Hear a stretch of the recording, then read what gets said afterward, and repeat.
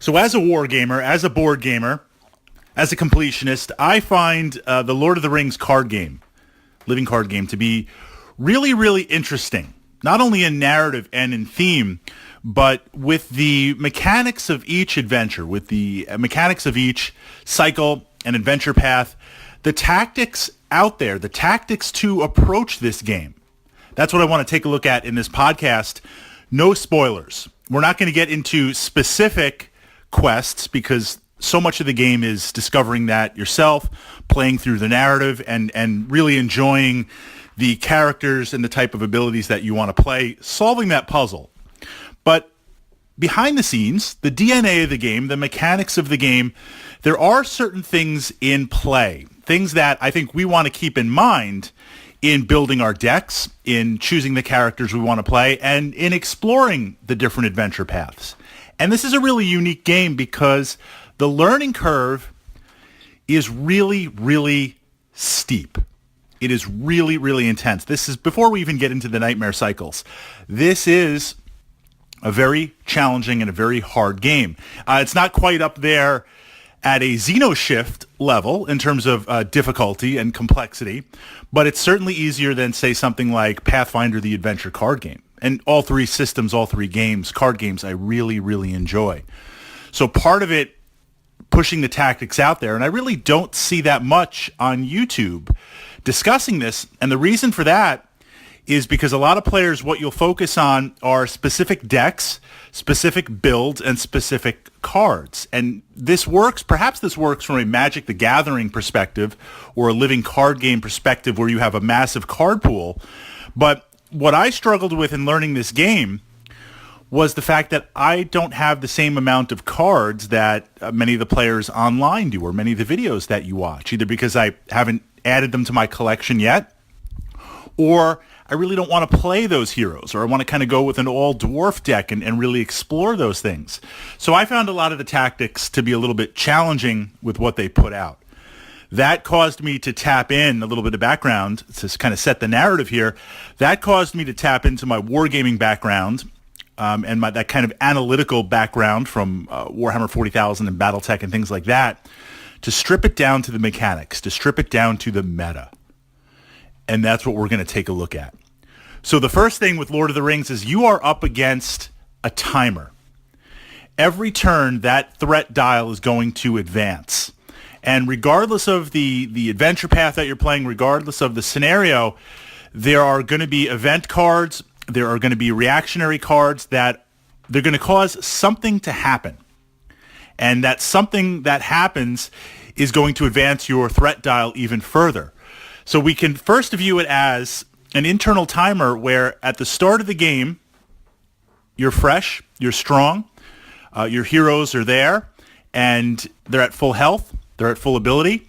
In your deck of cards, you have your attachments, you have your heroes, you've had everything that you've selected, and while they might not be in play yet, they haven't been brought out, used, and expired, so in theory you could draw them, that random element. At the start of the game, you're strong. As the game progresses, you're going to get weaker and weaker and weaker, while the threat is going to get stronger and stronger and stronger. What this means compared to other card games out there, you need to have momentum, and we're going to talk about momentum. You need to have what I call and define as momentum immediately starting the game. We need to build our decks. We need to go into this with capitalizing on momentum to keep it pushing through. The second piece, and this is really interesting, where are the dice? I love the dice, and this is from my wargaming background where you pick up the dice, that physical connection, you roll them, you see what happens. And on the one hand, Lord of the Rings is praised because it's not swingy. The dice aren't there. You make all the decisions. You build your deck ahead of time. You control your characters. But I find it to be a lot more swingy based on the surge cards. Based on when monsters come into play, the surge cards not only can potentially deal more damage, and again, no spoilers here across the whole cycle, but they can trigger effects, they can affect other players, they do a lot of really, really interesting things, and it totally represents the narrative. But what this means is over the course of maybe 5, 8, 10 turns that an adventure will last, or 15 turns, depending on what it is, 3 or 4 or 5 of those could be really potential surges that mess you up, that stall your momentum.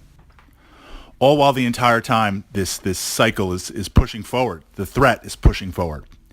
So how are we going to tackle that? I don't have an exact answer. I can't give you an exact answer because I don't know your cards, your builds. But what we can build is this internal checklist to look at those questions and answer those questions. The most important thing, and this is coming from a player that loves hard-hitting dwarves, exploration.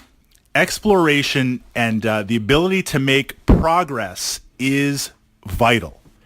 How you're going to build that, we'll look at a couple of examples on that, but this should be, and it's hard because there's a lot of amazing cards to play. I believe this should be modified by the mission that you're playing a little bit, 60, 70, 80% of your build. And it's not just, this is the interesting thing, it's not just clearing the quest cards, making progress on that. As locations, this is what stalls you out. Even a well-rounded build, even if it doesn't focus on exploration, the quest phase, you will burn through. You'll burn through those quest cards and make that progress.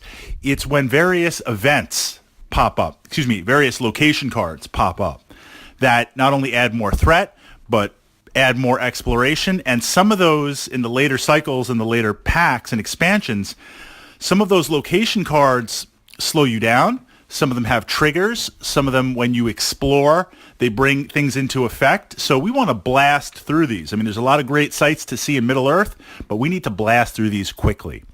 So I find I want to have 1 to 2 really focused questing exploration characters on there. That's going to be the focus. And when I'm building my deck, Gandalf and some of the other named characters, I want to pull in some characters that also can potentially, henchmen, followers, whatever we want to call them, that can also potentially explore. So that's going to be the first aspect that I want to focus on in whatever capacity, either through characters or cards, to really burn through and churn through that. Let's talk about attachments for a second. And even after all these plays, I am still somewhat seduced by attachments. These could be weapons, these could be upgrades, these could be suits of armor, they could be artifacts. They boost characters, and they have their place. They do, because they're going to allow you, with an attachment, now of course there's actions that can cause you to lose it, but the difference with an attachment in your deck is when we play that and we literally attach it to a character, that is now a permanent buff compared to a follower that could be taken out, or kind of a one-time effect card or an interrupt card on there. So attachments are worth their weight in action points. But if we go too overboard, you only gain somewhat of a temporary boost on it, and it's only on one character. So we want to stack it on a character that is even more potent. Often what we'll see or we'll experiment with, we'll take lower value starting characters, so it brings our starting threat down at the beginning of the quest. But the focus abilities that they have, they're really not that great. And if you try and boost them by attachments, you're taking a mediocre character and making them slightly better. It would be better to take an amazing character that's already crushing it, either in fighting or in exploration or in support, deck support, and boosting them with attachments. I'll sprinkle a few in the deck. Sprinkle 3 or 4 in the deck. I try not to go crazy on it. It's very, very seductive to move into that. But playing a standard 50-card deck, even taking 8 to 10 attachments, cycling through, you're never really going to have a need to play them anymore or more than that. But the bump is good. Followers, henchmen, those type of cards, that's what we want to focus on, because fighting is the other half of this game. And I really don't want my characters to be fighting that much. I want them to quest. I want them to add some damage on it. But I hate to say this, I want the henchmen to take the brunt of the damage that's going on. And I might have some to explore to add that on. But that is going to be the focus, being able to play henchmen and get them out, even if they're unfortunately a placeholder. I know these are characters in the game. Even if it's just they last one turn, and then they get punked by a monster, they get taken out, then I cycle another one out. I don't want to call them like expendable. I don't want to call them wasteoids, but that's kind of what they are.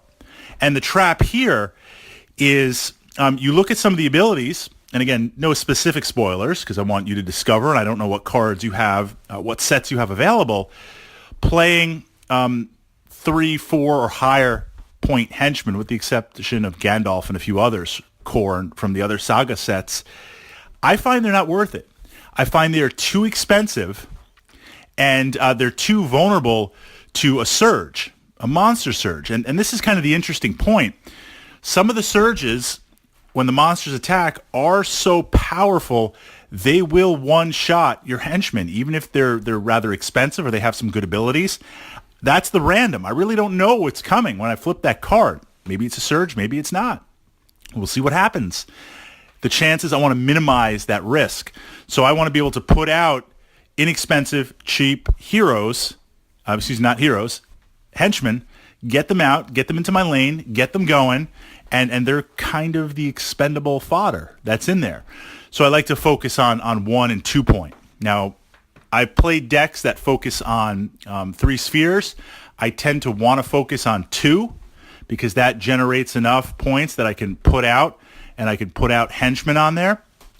There are also, I'm going to break the rule that I just kind of stated, there are some more expensive henchmen that we want to put out.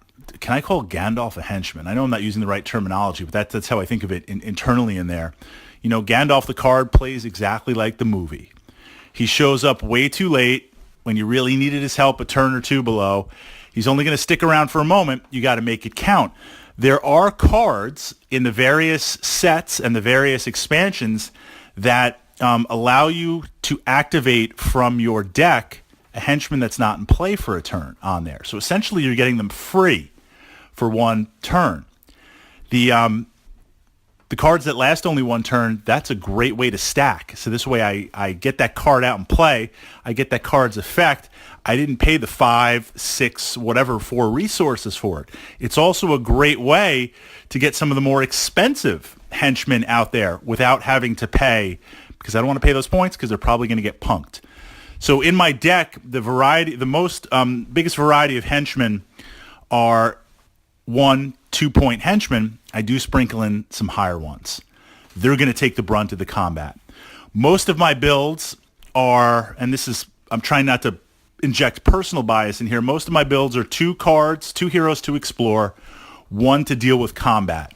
Because I need at least 1, I mean, I could throw that character on to explore a little bit, and it's not to say the other characters aren't going to be doing combat on there, but what it allows is 2 dedicated explorers, 1 for combat if my henchmen get killed or I can't cycle enough out fast enough on there, and then a slight sprinkling of attachments just to boost it a little bit. That's the DNA. That's the meta, because if anything, to start in the game, as you find your play style, you need to clear, you need to burn through exploration and the locations. You just need to churn through those fast because you're going to get bogged down. You're going to have 3 or 4 up in there, and then that's going to put you in a very interesting place because it's just going to, threat is going to pile up and up and up, and you're going to be turning that dial turn after turn after turn, 2, 3, 4, 5 points, and you're going to gas out on the quest, gas out on the mission.